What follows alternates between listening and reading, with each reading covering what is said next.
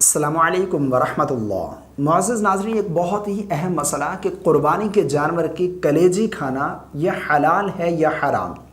قربانی کا جانور میں اس لیے کہہ رہا ہوں کہ کوئی قربانی کے مسائل بیان ہو رہے ہیں، ورنہ آپ یوں سمجھ لیجئے کہ حلال جانور کی، ذبیحہ جانور کی کلیجی کھانا یہ حلال ہے یا حرام، کیا حکم ہے؟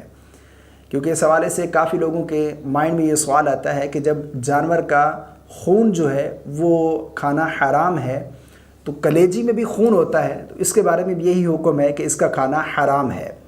تو اس حوالے سے ایک حدیث پاک میں بیان کرنا چاہتا ہوں۔ رسول اللہ صلی اللہ علیہ وسلم نے ارشاد فرمایا، ابن ماجہ کے اندر یہ روایت آپ کو مل جائے گی۔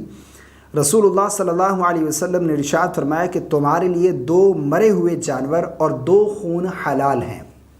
رسول اللہ صلی اللہ علیہ وسلم نے ارشاد فرمایا کہ تمہارے لیے 2 مرے ہوئے جانور اور 2 خون حلال ہیں۔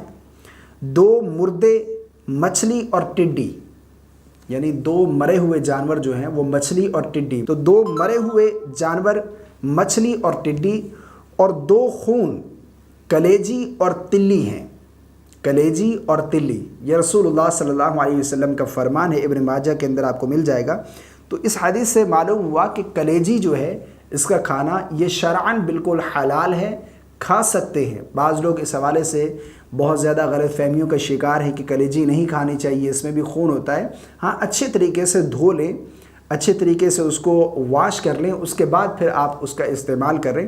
یہ شرعاً اس کا کھانا بالکل جائز ہے، کوئی حرج والی بات نہیں ہے، حرام نہیں ہے۔ بعض لوگوں کے مائنڈ میں یہ سوال آتا ہے کہ جب خون حرام ہے تو اس میں بھی خون ہوتا ہے تو اس کا کھانا جو ہے وہ حرام ہے۔ ایسا بالکل نہیں ہے۔ کلیجی کھانا، تلی کھانا یہ شرعاً بالکل حلال ہے، ان کا کھانا جائز ہے۔ مجھے امید ہے آپ کو میری بات سمجھ آ گئی ہوگی۔